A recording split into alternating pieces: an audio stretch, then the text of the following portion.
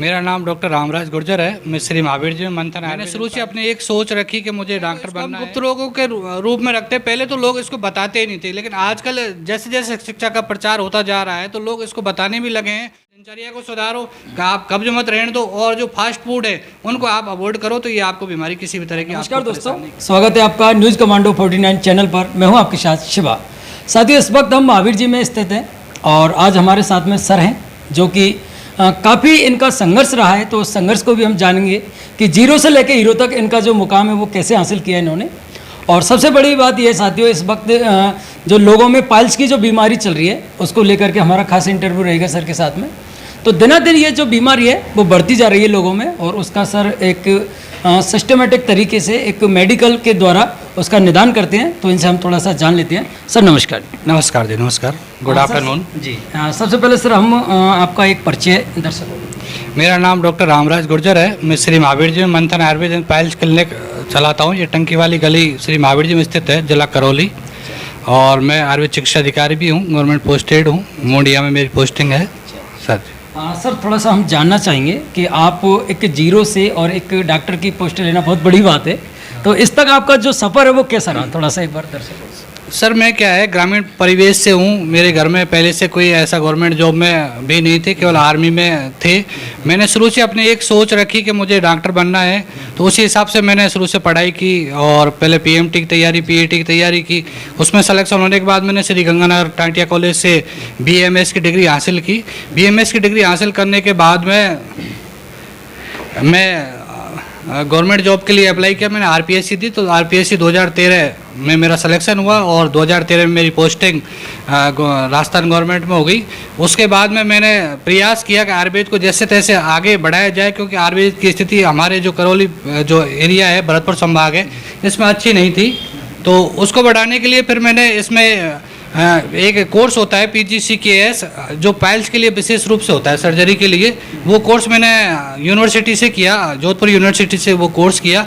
उस कोर्स करने के बाद में मैंने श्री महावीर जी एरिया को, जो पर्यटन स्थल है मुख्य रूप से, उसको चुना। उसमें इस तरह की बीमारियां, जो पाइल्स है, बवासीर है, फिशर है, फिस्टूला, इस तरह की बीमारियां बहुत है। इस तरह की सुविधाएं यहाँ पे बहुत कम है, तो उनको देखते हुए मैंने एक छोटा कस्बा है वही, लेकिन इसमें सुविधाओं को बढ़ाने के लिए इस एरिया को चुना और मैं 2018 से यहाँ पे क्लिनिक चला रहा हूँ।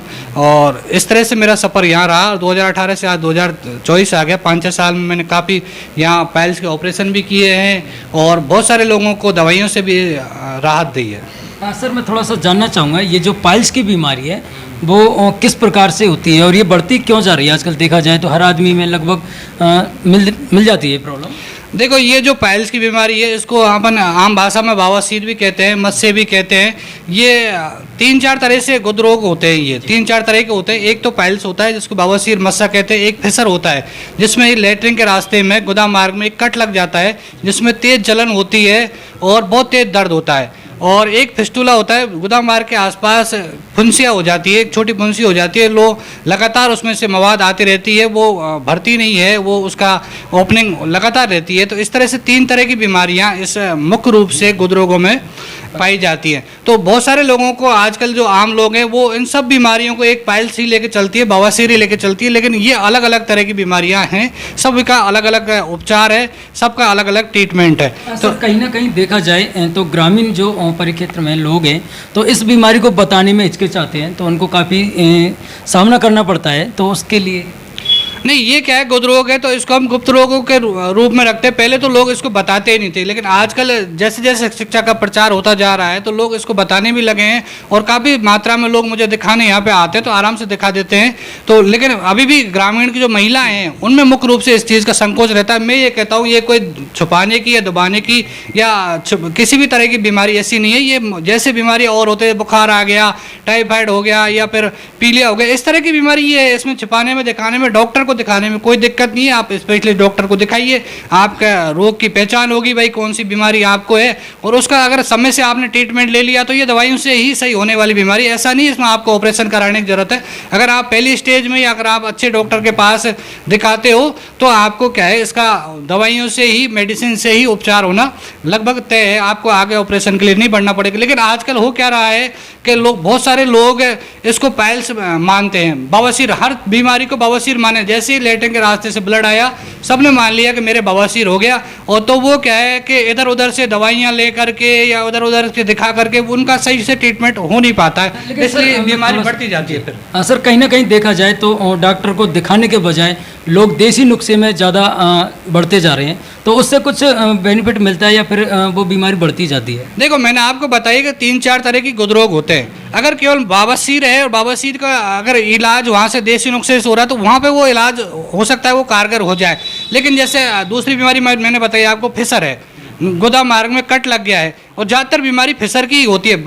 पाइल्स की बीमारी है, बवासीर की बीमारी तो कम है, लेकिन फिसर की बीमारी क्या है, ज़्यादातर 90% लोगों में फिसर की बीमारी होती है। उसका इलाज देसी नुस्खे से नहीं होता है, फिर आपको उसका क्या डायग्नोसिस कराना पड़ेगा। डायग्नोसिस कराने के बाद में आपको उसका इलाज लेना चाहिए। इसलिए क्या ये देसी नुस्खे इसलिए काम नहीं कर रहे। अगर बवासीर है तो उसमें क्या है, ब्लड बंद करने के लिए भी देसी नुस्खे काम कर जाते, लेकिन आपको अगर सही से ट्रीटमेंट लेना है सही से, तो उसको आप डॉक्टर को दिखाइए, उसका डायग्नोसिस कराइए कि आपके कौन सी बीमारी है, और आपको उसके फिर आपको सही उसका उपचार हो पाएगा। लेकिन कहीं ना कहीं देखा जाए तो सर बहुत सी जगह भारत जैसे देश में ये स्वाभाविक भी है कि राग बहूत से भी लोग काम चला लेते हैं, तो ये कहाँ तक उचित है?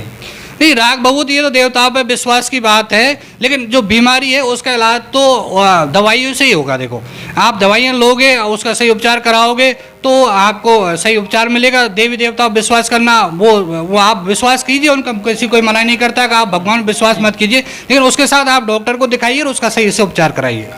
सर इसके बचाव रोकथाम के कोई उपाय उपचार हो तो आप देखो मेडिसिन देखो विदाउट मेडिसिन ये क्या है, जैसे बवासीर है, ये मुख्य रूप से आपके कॉन्स्टिपेशन की बीमारी है। जब आपके कॉन्स्टिपेशन होगा तो और दिनचर्या आपकी खराब रहेगी, आपका खान पीन खराब रहेगा, तो ही ये बीमारी आपको होगी, अन्यथा ये आपकी बीमारी नहीं होगी। तो मुख्य रूप से बचाव में यही है कि आप कॉन्स्टिपेशन मत रखिए, मतलब कब्जी मत रखिए किसी भी तरह की। खान पीन में आजकल फास्ट फूड चल रहे हैं, आप हाँ सब दमालू टिक्कड़ खा रहे हो, उसमें मिर्चियाँ हैं और बहुत सारे मसाले हैं, तो वो सारी चीज़ें इसको बढ़ावा देने वाली है। इसलिए ये बीमारी आजकल बढ़ रही है, क्योंकि फास्ट फूड खूब चल रहे हैं। आप चाउमीन खा रहे हो, बर्गर खा रहे हो, पिज़्ज़ा खा रहे हो, और आप दमालू टिक्कड़ की सब्जी खा रहे हो, पनीर आजकल जैसा भी आ रहा है बाजार में प्रचलन में, तो उन सारी चीज़ों से ये बीमारियाँ बढ़ती जा रही है। तो मेरा तो कहना ये है कि आप अपनी दिनचर्या को सुधारो, कि आप कब्ज मत रहने दो, और जो फास्ट फूड है उनको आप अवॉइड करो, तो ये आपको बीमारी किसी भी तरह की आपको परेशान नहीं करेगी। सर इसको कंट्रोल कैसे किया जा सकता है इस बीमारी, क्योंकि देखा जाए तो पेशेंट इसके बढ़ते ही जा रहे हैं? इसका कंट्रोल का मुख्य रूप से ये है कि आज जो आम जो खान पीन है उसमें आपको सुधार करना पड़ेगा। आपको नॉर्मल जो सब्जियां हैं उनसे, आपके घर पे दाल मिर्च मतलब दाल रोटी, उनसे आपको खान पीन का विशेष रूप से ध्यान रखना पड़ेगा। घर पे भी मिर्च मसाले आपको सब्जियों में कम डालने पड़ेंगे। इसके साथ साथ आपको पानी ज़्यादा पीना है, ठीक है। सलाद का उपयोग आप ज़्यादा करिए, और जितना हो सके तरल पदार्थ, जूस वगैरह ये आप ज़्यादा लीजिए, और रात को आप दूध के साथ दाख लीजिए, जिससे कॉन्स्टिपेशन कम रहे। तो इस तरह से अगर चीज़ें आप करोगे तो ये बीमारी अपने आप धीरे धीरे कम होती चली जाएगी। सर कहीं ना कहीं देखा जाए तो इस बीमारी का मौसम भी प्रभाव पड़ता है क्या? जैसे गर्मियों में ये ज़्यादा हो जाती है, सर्दियों में कम, मौसम का कोई सिस्टम है? नहीं, मौसम का इतना ज़्यादा इसमें फर्क नहीं पड़ता। मुख्य रूप से जब जो कॉन्स्टिपेशन होता है वो आपको कौन से मौसम में ज़्यादा हो रहा है उसका आपको फर्क पड़ेगा। मैंने देखा सर्दियों में खूब बीमारी, खूब मरीज मेरे पास खूब आते हैं सर्दियों में, क्योंकि सर्दियों में क्या है, बाजरे की रोटी ज़्यादा खाते हैं। बाजरे की जो रोटी होती है वो थोड़ी गरिष्ठ होती है, कब्जी करती है, तो उस समय भी ये क्या बीमारी ज़्यादा होती है। इसलिए जिन लोगों को पाइल्स की बीमारी है, फिसर की बीमारी है, वो बाजरे का जो अन्न है उसको कम यूज करें। साथियों आप देख सकते हो। और सर इसके जो नुकसान है बॉडी में, वो नुकसान कौन कौन से? इसके बॉडी में मुख्य रूप से देखो, आप क्या है, जैसे ये बीमारी होती है तो इससे क्या है, एक तो खून की कमी बहुत ज़्यादा हो जाती है, क्योंकि लगातार इसमें ब्लीडिंग होती है। बहुत सारे लोगों को एक तरह से जैसे नल को खोल देते हैं, इस तरह से पिचकारी के रूप में ब्लीडिंग होती है। तो जब ये बीमारी होती है तो जब ब्लड की कमी होगी, खून की कमी होगी, तो उसके एनीमिया हो जाएगा। एनीमिया होने से बहुत सारे मरीज ऐसे आते हैं जिनको चलने फिरने में भी दिक्कत आ जाती है। दूसरी बीमारी जब अपन फिसर की देखते हैं तो फिसर की बीमारी में इतनी ज़्यादा ऐसी नहीं है, दर्द होता है उसमें, जैसे किसी ने कैंची से काट दिया हो, तो इस दर्द को बहुत ज़्यादा दर्द महसूस करता है आदमी। ना चल सकता है, ना फिर सकता है, ना उठ सकता है, बैठ सकता है, पूरे दिन उसका मन उसी बीमारी में लगा रहता है। इसके अलावा जैसे फिस्टूला है, उसमें लगातार मवाद आती है, अगर उसको अवॉइड करोगे तो वो क्या है कि और बढ़ता हुआ चला जाता है। इसलिए इस बीमारी को जब प्राथमिक स्टेज में है, जो प्राइमरी स्टेज में है, उसी समय डॉक्टर को दिखा करके उचित उपचार लेना चाहिए। सर क्या नाम था आपका? डॉक्टर रामराज।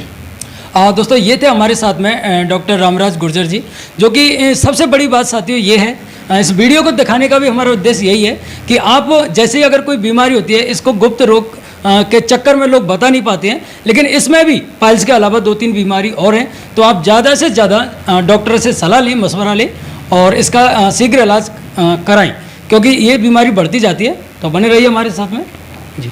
एक इसका क्या है, जब सेकंड स्टेज या थर्ड स्टेज और फोर्थ स्टेज में जब ये पाइल्स पहुंच जाता है, तो उसमें हमारे यहाँ विशेष रूप से आयुर्वेद में एक छारसूत पद्धति है जिसके द्वारा ऑपरेशन किया जाता है। और इस पद्धति का फायदा ये है कि अपन एलोपैथी में ऑपरेशन इसका जब करवाते हैं तो ये दोबारा रिकरेंस हो जाता है, लेकिन छारसूत से ऑपरेशन कराने के बाद चाहे वो पाइल्स का हो, फिशर का हो, चाहे फिस्टूला का हो, इसमें रिकरेंस की दिक्कत नहीं रहती है और ये जड़ से बीमारी खत्म हो जाती है। छारसूत एक मेडिकेटेड धागा है जिसको हम पाइल्स में, फिशर में, फिस्टूला में बांधते हैं और बांधने के बाद वो बीमारी जड़ से खत्म हो जाती है। इसलिए इसका जो मुख्य जो उपचार है, जो ऑपरेशन को अपन जो कहते हैं, वो छारसूत इसमें बहुत अच्छा कारगर है। इसलिए हम तो ये कहते हैं कि और ऑपरेशन के बजाय छारसूत से ऑपरेशन कराने बहुत फायदेमंद है इसमें। सर कहीं ना कहीं लोगों के मन में डर भी बैठा रहता है कि ऑपरेशन का नाम सुनते ही आदमी घबरा जाता है, तो इसका ऑपरेशन कितना हार्डली है, इजीली है? नहीं, बहुत इजीली है। केवल 15 मिनट 20 मिनट का इसमें केवल लोकल रूप से अपन उसको एनेस्थीसिया दे करके उसको लोकल रूप से ही अपन छारसूत का ऑपरेशन कर सकते हैं। इसमें बहुत बड़े ऑपरेशन ऐसा नहीं होता है कि आप बहुत बड़े काट छाट कर रहे हो, केवल एक धागा बांधना होता है, पाइल्स को होल्ड करके उसमें केवल एक धागा बांधना है। इसके अलावा इसमें ऑपरेशन वाली इतने बड़ी कोई डरने की बात नहीं है, कोई घबराने की बात नहीं है। इसमें इतना ज़्यादा कोई दर्द भी नहीं है। बहुत ज़्यादा दर्द होता हो, बहुत ऐसे नहीं दर्द होता हो, या पर आपको 10 दिन तक बेड में पड़ा रहना पड़ता हो, ऐसा कुछ नहीं है। इसमें नॉर्मल आपको एक धागे से उपचार होता है बस, इसलिए ऑपरेशन इसका नाम है, नहीं तो केवल एक धागे से उपचार मान लो, आप एक तरह से ट्रीटमेंट मान सकते हो इसको। दोस्तों आप देख सकते हो किस प्रकार सर ने एक तरीके से आपको समझाया है, और अगर आपको सर से कॉन्टैक्ट करना है तो आपको नंबर डिस्क्रिप्शन में दे दिया जाएगा। तो आप निश्चिंत रहिए और इन चीज़ों को आप ज़्यादा से ज़्यादा डॉक्टर से परामर्श करें। जय हिंद, जय भारत, राम राम।